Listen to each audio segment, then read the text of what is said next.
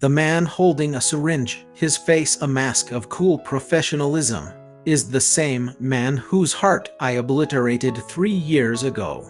He looks down at me, writhing on a gurney in the emergency room, and the first words out of his mouth aren't of comfort or concern. They're a quiet, cutting remark. "So, this is what celebrating your freedom from me looks like. You partied yourself into a hospital bed." I clench my jaw, a wave of agony from my stomach warring with a sudden, sharp pain of his words. I want to scream, to curse him, but all I can manage is a hissed promise through gritted teeth. "Just you wait until I'm not dying, doctor. After I recover, you're the first person on my list." It started with a burrito, a glorious, greasy, questionably cheap burrito from a food truck that, in hindsight, probably used mystery meat from a back alley. Now, hours later, €4 am the one paying the price. I am sprawled on a paper-thin sheet in the ER, my stomach staging a violent coup against the rest of my body. The sterile, unforgiving scent of antiseptic is doing a tango with my nausea, and the fluorescent lights hum a mocking tune directly into my skull.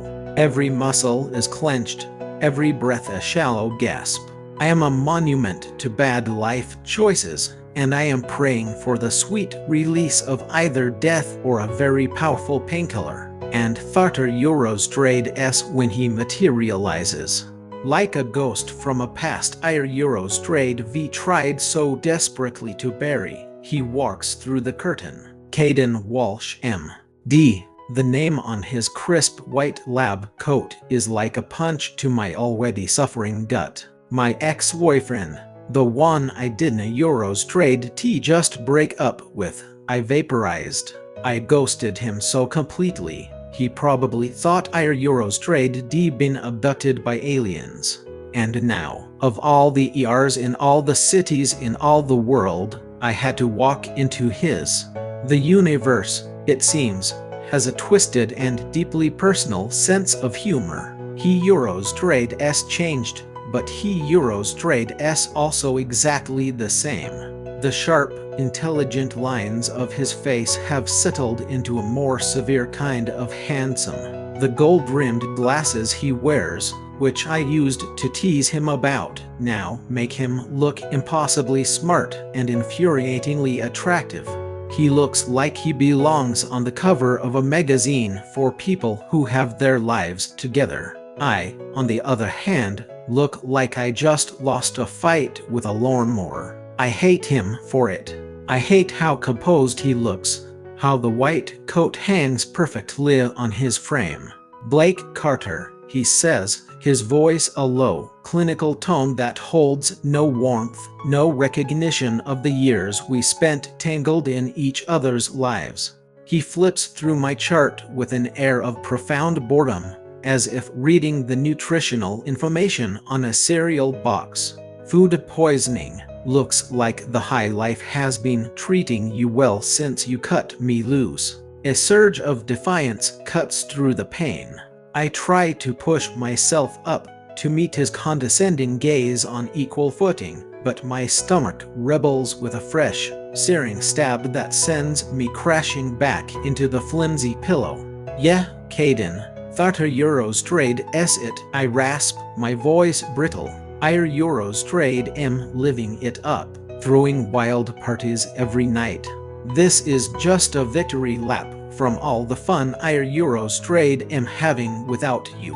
One of his eyebrows arches, a perfect, calculated gesture. A ghost of a smirk plays on his lips. "Street tacos, was it? You always did have an affinity for the cheapest option available." "Excuse me?" The word escapes me as a pathetic squeak.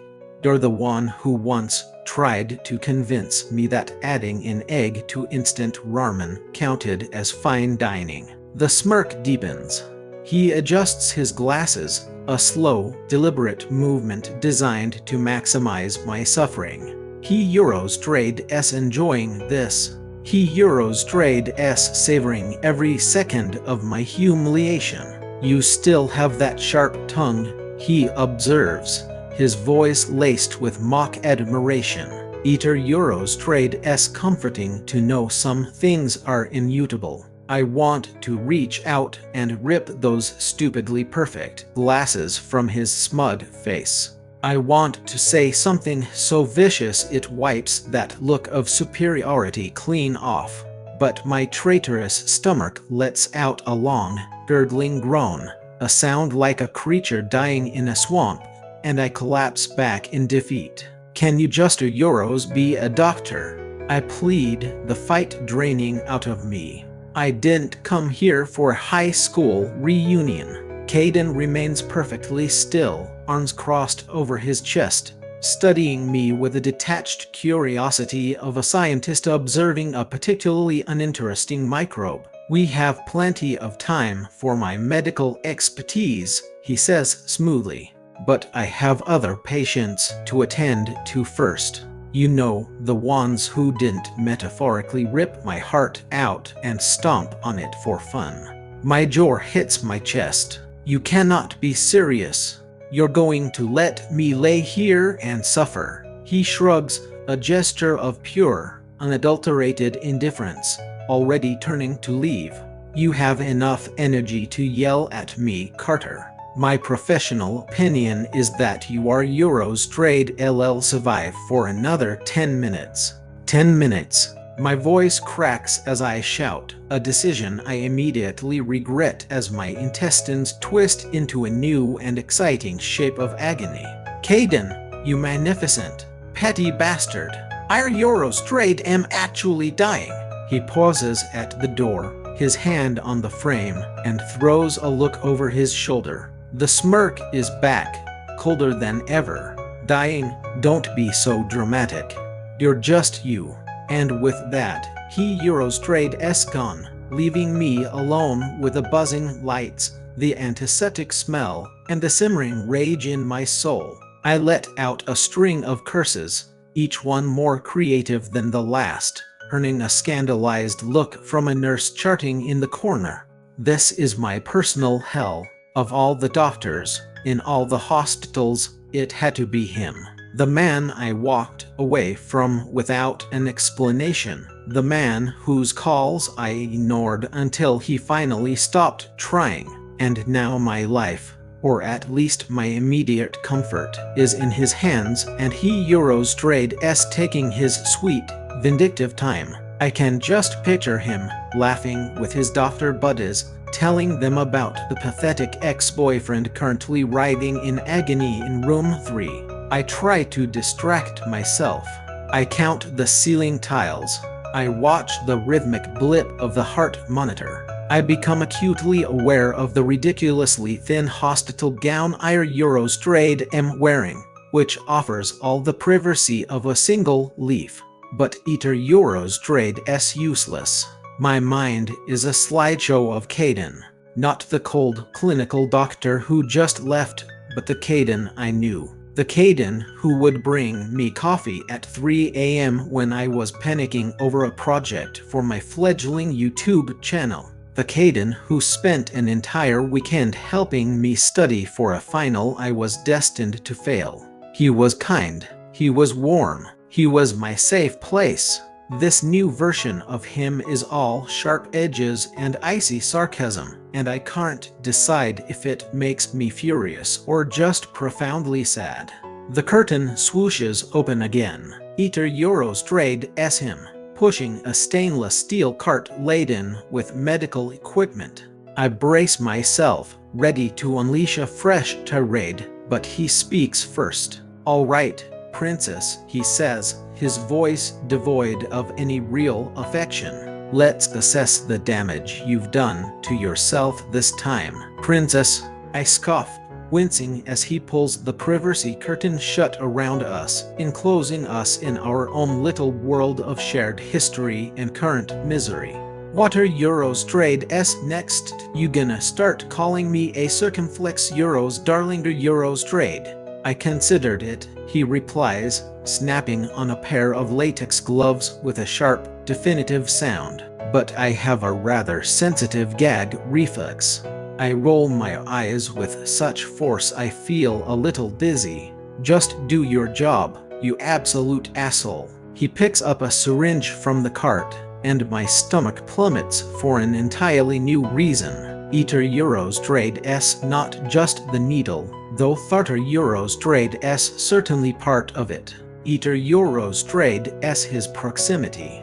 He Euros trade S standing so close I can feel the warmth radiating from him. I can smell his colleague near Euros a clean, woodsy scent that is so painfully familiar it feels like a physical blow. He wore that scent on our first date. His hands are steady, his movements efficient as he preps my arm with an alcohol swab. He is all business. Relax, he murmurs, his focus entirely on his task. This part is na Euros trade T pleasant. As if any part of this has been a goddamn picnic, I mutter, but I brace my hand against the cold metal bedrail. The needle slides in, a sharp, clean sting, and I hiss through my teeth. Jesus, Caden, are you trying to assassinate me? Believe me, he says, and for the first time, a flicker of genuine amusement dances in his cool gray eyes. If I wanted you dead, it would be far more creative than a simple syringe. Besides, you are Euros trade re far too stubborn to die from something as mundane as food poisoning. I want to retort, to say something clever, but a wave of relief is already washing over me as the medicine he just injected begins to work its magic. The knot of pain in my stomach is slowly, blessedly, starting to unwind. I slump back against the pillows, catching my breath. You are loving this, aren't you? I say, my voice weak.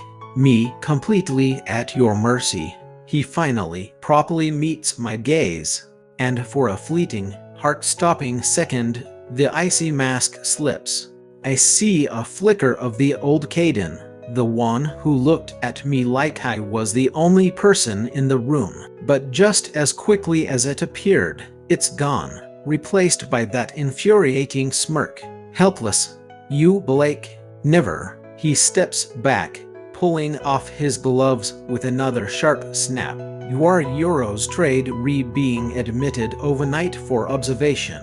Try not to cause an international incident before morning. Overnight, I groan, the reality of my situation crashing down. I have a live stream scheduled for tomorrow.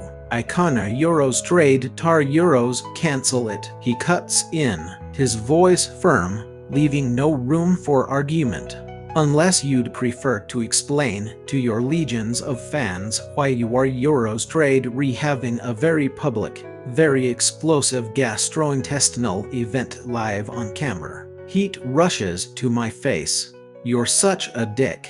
And you, he shoots back. But there at Euros trade S no real malice in it this time, are still the biggest pain in my ass.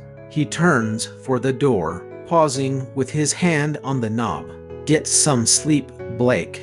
You look like hell. The door clicks shut behind him, and the silence of the room descends. My stomach is calmer, but my mind is a raging storm. Caden is different Euros colder, harder, sheathed in a new armor of professionalism. But that look, that one unguarded moment, felt like coming home. It felt like the man who still cared. I pull the thin, scratchy blanket up to my chin, trying to ignore the ache that has nothing to do with bad burritos and everything to do with him. Iter Euros trade S just one night, I tell myself. Ire Euros trade LL get out of here tomorrow. Ire Euros trade LL never see Caden again. And Ire Euros trade LL pretend this humiliating reunion never happened. But deep in my gut, I know it's not that simple. It was never simple with him.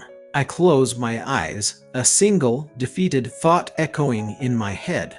I am so screwed. I'm a prisoner in this sterile white room, the rhythmic beeping of the monitor a constant, taunting reminder of my predicament. The riot in my intestines has subsided to a dull, throbbing ache. courtesy of whatever miracle drug Caden pumped into my veins. But now, with the physical pain muted, my mind is free to roam, and it has chosen the most treacherous territory of all the past. My thoughts keep drifting back to a time when Caden Walsh wasn't a Eurostrade T, a smug, handsome doctor who held my life in his hands, but the boy who made me believe in something as foolish and fragile as forever. We collided in college. I was a brash, overconfident sophomore, coasting through life on a combination of charm and sheer dumb luck. He was a senior, serious and intense, perpetually surrounded by a fortress of textbooks that looked like they weighed more than I did. Our worlds should never have intersected, but they did, at a campus comic convention, of all places. I was there for the irony, parading around in a cheap Spider-Man costume to get content for my channel. He was there for the genuine passion, deep in a debate with his friends about the canonical accuracy of some obscure comic book storyline.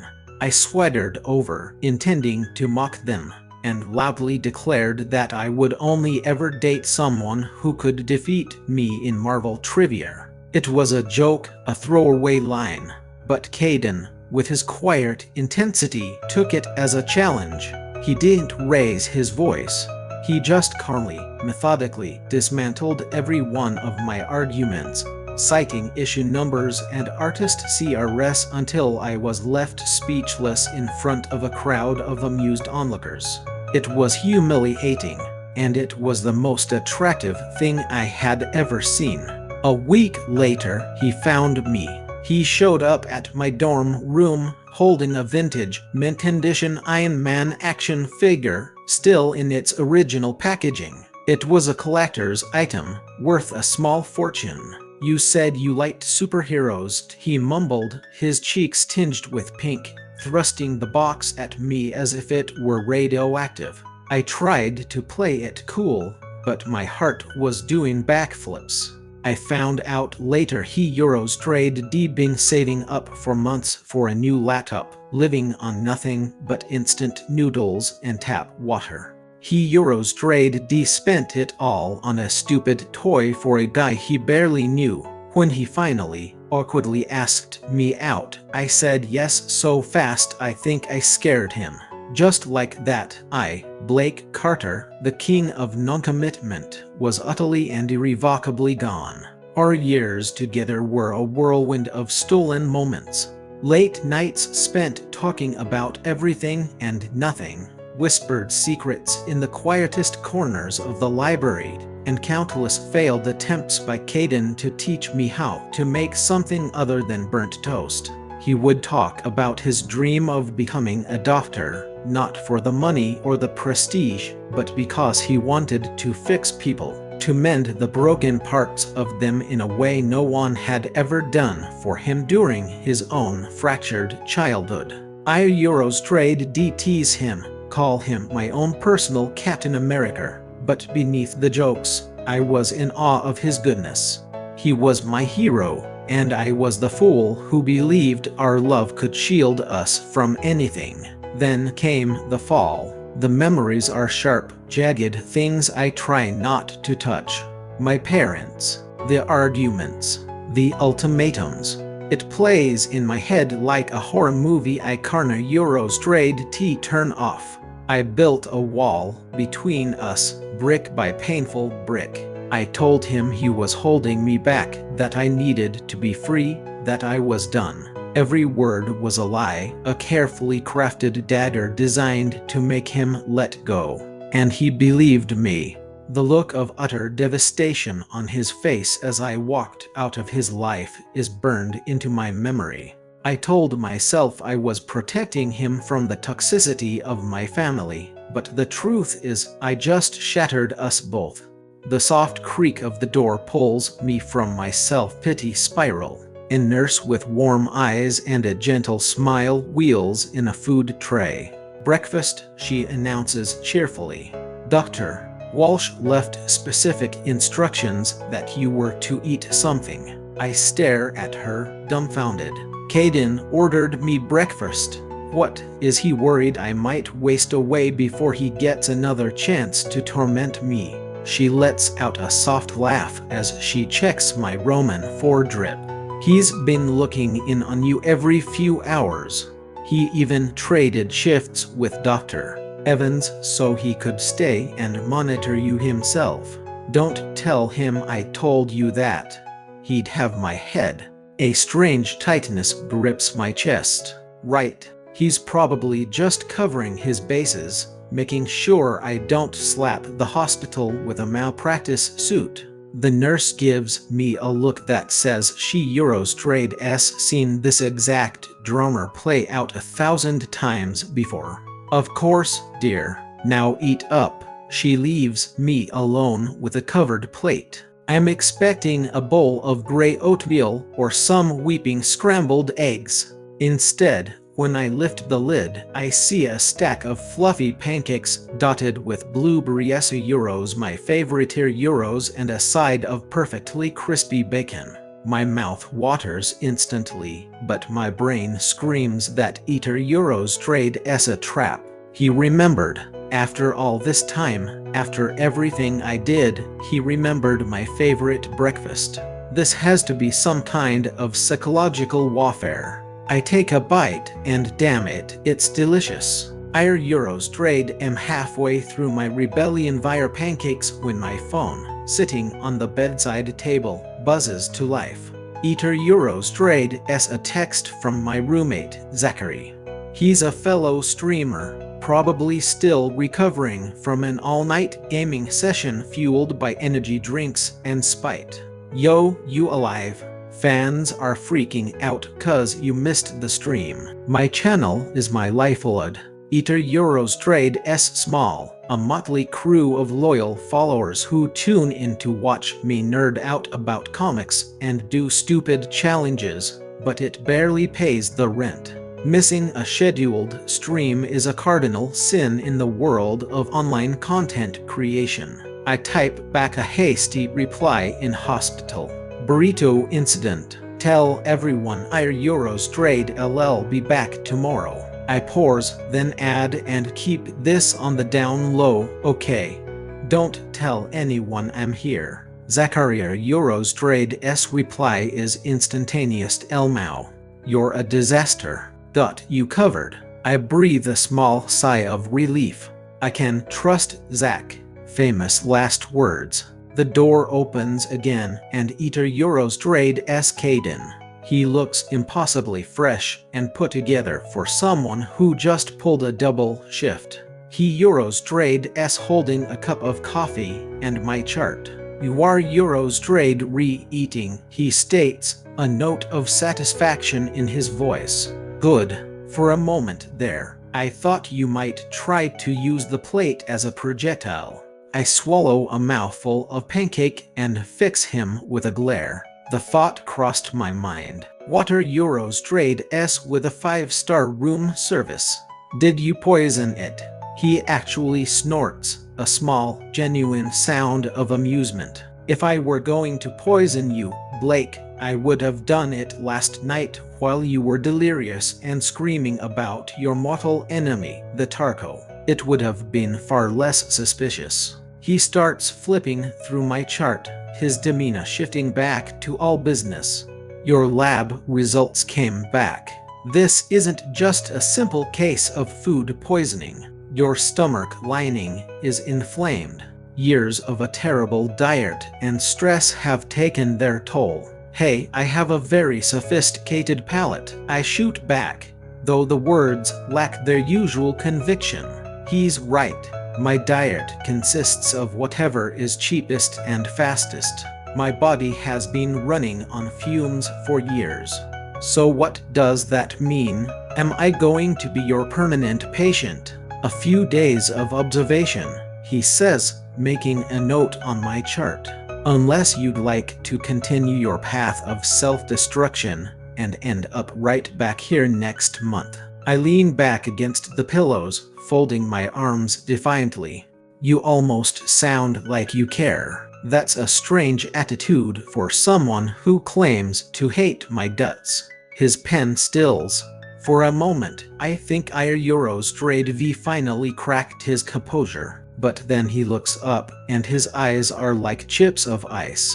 Hate you, Blake. Hate requires an emotional investment. I don't Eurostrade T waste energy on people who are irrelevant to my life.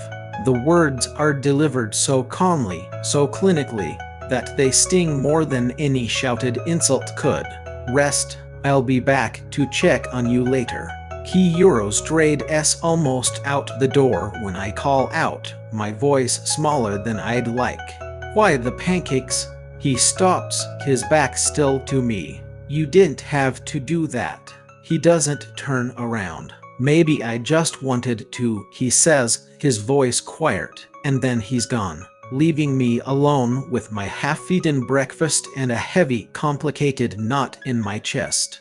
He isn't supposed to care. He's supposed to be the successful, cold-hearted doctor who has long since forgotten the boy who broke his heart. But the pancakes, they tell a different story. And I absolutely hate how much that messes with my head. I shove the tray away, the delicious food suddenly tasting like ash. Screw you, Caden Walsh, I mutter to the empty room. But Eurostrade am not sure if Eurostrade am angry with him or with myself.